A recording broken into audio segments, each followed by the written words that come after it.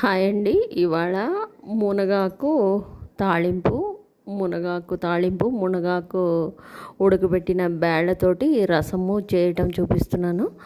మునగాకుని బాగా వాష్ చేసుకొని కంది బేళ్ళండి వాష్ చేసుకొని రెండింటిని కలిపి పసుపేసి కొంచెం నూనె వేసుకొని ఉడికించుకొని ఆ విధంగా చూపించిన విధంగా మరీ మెత్తగా కాకుండా పంటి కింద కొంచెం ఇది ఉండేటట్టుగా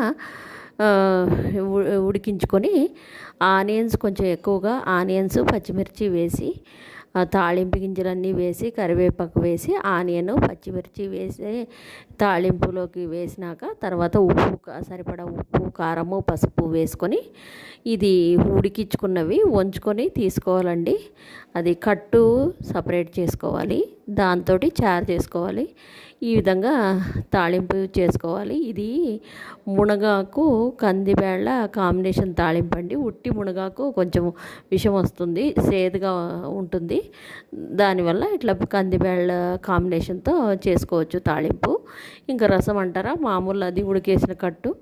ఇంకా మిక్సీ జార్లోకి వెల్లుల్లిపాయలు, జీలకర్ర, కరివేపాకు, కొత్తిమీర, ఉడికేసిన బేళ్ళలో నుంచి కొన్ని బేళ్ళు కొంచెం చిక్కదనం కోసము కొన్ని బేళ్ళు వేసి మిక్సీకి పెట్టుకోవాలండి.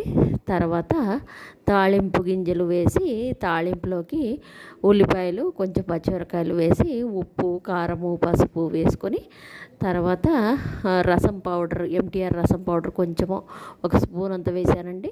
ఈ మిక్సీ జార్లోది చింతపులుసు అంతా పిండుకొని ఆ మిక్సీ జార్లోది కూడా అంతా వేసుకొని పిండుకొని తర్వాత ఆ కట్ట అంతా కలుపుకొని ఆ తాళింపు మగ్గుతున్నప్పుడు దాంట్లోకి వేసుకొని బాగా తెరలనిచ్చి కొత్తిమీర వేసుకొని దించుకోవడమే. ఇది చారండి. మునక్కాయలు ఉంటే కూడా వేసుకుంటే బాగుంటుంది ఈ చారులోకి. నేను మర్చిపోయాను, మునక్కాయలు ఇంట్లో ఉన్నాయి మర్చిపోయాను. ఇంతేనండి. ఇది కాల్షియం లోపం ఉన్న వాళ్ళకి వీక్లీ వన్స్ తింటే మంచిది. కాళ్ళ నొప్పులు, కాల్షియం డెఫిషియన్సీ ఉండే వాళ్ళకి, vitamin D deficiency, calcium deficiency ఉండే వాళ్ళకి తింటే మంచిది. అంతేనండి.